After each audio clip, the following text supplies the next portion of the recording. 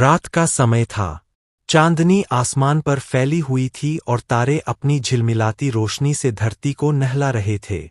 एक छोटा सा गांव पहाड़ों के दामन में बसा था। इस गांव में रेहान नाम का एक लड़का रहता था। रेहान बहुत जिज्ञासु और सपने देखने वाला बच्चा था। वह अक्सर आसमान को देखकर सोचता कि इन तारों और रोशनियों के पीछे कौन सी दुनिया छिपी है। रेहान के गांव के पास एक घना जंगल था जिसके बारे में बूढ़े बुजुर्ग डरावनी कहानियां सुनाया करते थे। लोग कहते थे कि यह जंगल जादुई है और वहां रात को अजीब सी रोशनियां और फुसफुसाहटें सुनाई देती है। गांव वाले वहां जाने से डरते थे, लेकिन रेहान के मन में हमेशा सवाल उठता कि आखिर वहां ऐसा क्या है। एक दिन वह चांदनी रात में चुपके से जंगल में चला गया। हवा में खुशबू फैली हुई थी और पेड़ों के बीच रंग-बिरंगे जुगनू ऐसे चमक रहे थे जैसे आसमान के तारे जमीन पर उतर आए हों। रेहान आगे बढ़ा तो उसने एक खुला मैदान देखा। उसकी आंखें हैरानी से फैल गईं।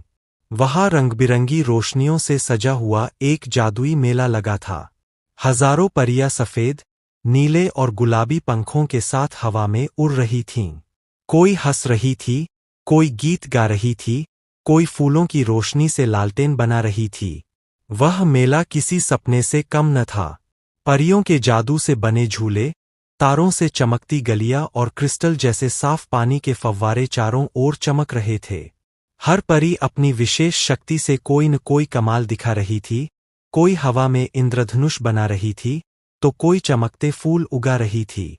रेहान धड़कते दिल के साथ छिपकर सब कुछ देखने, लेकिन ज्यादा देर छिपना संभव न था। एक नन्ही परी जिसका नाम नूशी था, उसने रेहान को देख लिया। वह चौंककर बोली, ये तो इंसान है। यह यहाँ कैसे आ गया? अन्य परियां भी इकट्ठी हो गईं। कुछ डर गईं, कुछ नाराज हुईं और कुछ जिज्ञासा से उसे देखने लगीं। परियों की रानी नूर अफशां भी वहां आ गईं। उनके पंख सुनहरे थे और हाथ में रोशनी का राजदंड था। रानी ने पूछा, इंसानी बच्चे, तुमने हमारा मेला कैसे ढूंढ लिया? यह दुनिया इंसानों के लिए नहीं है। रेहान ने कांपती आवाज में कहा, मैं तो बस जिज्ञासा में यहां आ गया। मैंने कभी इतनी खूबसूरती नहीं देखी। मेरा मन जानना चाहता था कि इस जंगल में कौन सा राज छिपा है। रानी कुछ देर चुप रहीं, फिर मुस्कराकर बोलीं, हमारा मेला साल में केवल एक दिन लगता है और यहाँ इंसान का आना मना है। लेकिन क्योंकि तुम सच बोल रहे हो और तुम्हारी आंखों में मासूमियत है, हम तुम्हें एक अवसर देंगे। अगर तुम हमारी परीक्षा पास कर गए तो यह मेला तुम्हें यादगार उपहार देगा, लेकिन असफल हुए तो तुम्हारी स्मृति हमेशा के लिए मिट जाएगी। रेहान ने हिम्मत करके कहा, मैं तैयार हूं।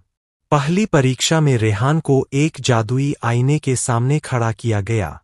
यह आईना केवल सच दिखाता था। रेहान ने जब देखा तो उसमें अपनी कमजोरियां और झूठ दिखाई दिए।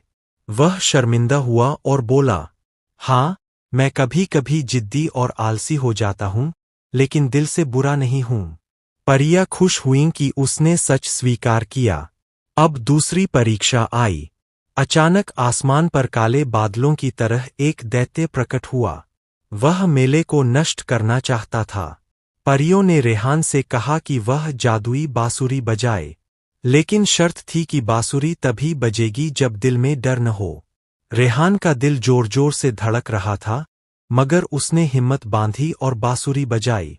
अद्भुत रूप से दैत्य धुएं में बदलकर गायब हो गया और आसमान फिर रोशन हो गया। परियां ताली बजाने। अब आखिरी परीक्षा में एक नन्ही घायल चिड़िया उसके सामने लाई गई।